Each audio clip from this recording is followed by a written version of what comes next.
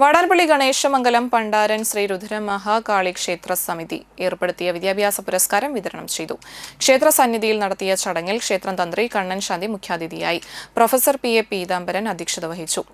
Secretary P. S. Amareesh, Pradeep Pandaran, Sukumaran Viyyur, P. A. Sunilkumar, P. V. Suganasuryan, P. P. Sahadevan എന്നിവർ സംസാരിച്ചു.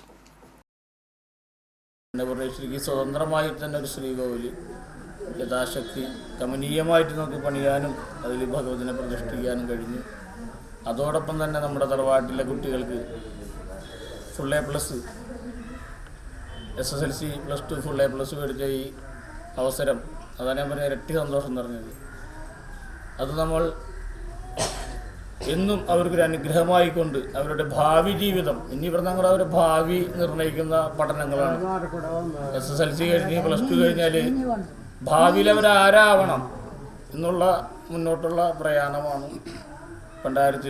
പണ്ടാര കുടുംബത്തിലെ എല്ലാവരുടെ അനുഗ്രഹം, ദേവിയുടെ മുത്തപ്പൻ്റെ കുടുംബാദികളൊക്കെ അനുഗ്രഹം അവർക്ക് എന്നുണ്ടാവട്ടെ. അവരുടെ മുന്നോട്ടുള്ള പ്രയാണം വിജയകരമായി തീരട്ടെ എന്ന് ഈ അവസരത്തിൽ ആശംസിക്കുകയാണ്.